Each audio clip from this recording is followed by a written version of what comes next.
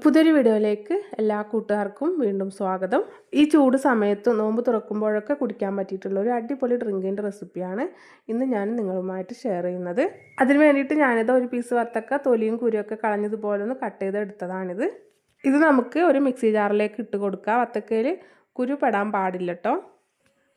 എടുത്തു വെച്ചിട്ടുള്ള വത്തക്ക എല്ലാം തന്നെ മിക്സി ജാറിലേക്ക് ഇട്ട് കൊടുത്തിട്ടുണ്ട്.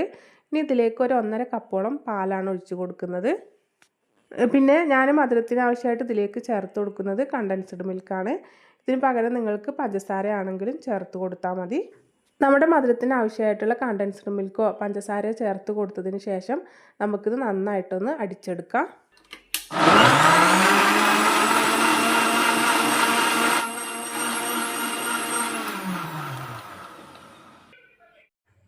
അടിച്ചെടുത്ത വത്തക്ക ഞാനൊരു സെർവിങ് ജഗ്ഗിലേക്ക് ഒഴിച്ചു കൊടുക്കുന്നുണ്ട്. വെറും 1-2 മിനിറ്റ് മാത്രം മതി കേട്ടോ നമുക്കിത് തയ്യാറാക്കി എടുക്കാനായിട്ട്. ഇനി ഞാനിതാ ഒരു ചെറിയ പീസ് വത്തക്ക ഇതുപോലെ കുഞ്ഞു കുഞ്ഞു പീസായിട്ടൊന്ന് കട്ട് ചെയ്തെടുത്തിട്ടുണ്ട്. അത് നമുക്കിതിലേക്ക് ചേർത്ത് കൊടുക്കാം.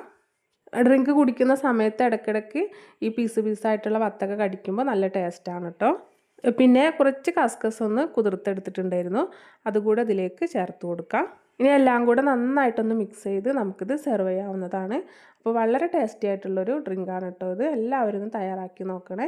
നിങ്ങൾക്ക് വീഡിയോ ഇഷ്ടപ്പെട്ട ലൈക്ക് ചെയ്യാനും ചാനലൊന്ന് സബ്സ്ക്രൈബ് ചെയ്ത് സപ്പോർട്ട് ചെയ്യാനും മറക്കല്ലേ. നല്ലൊരു വീഡിയോയുമായിട്ട് നമുക്ക് വീണ്ടും കാണാം.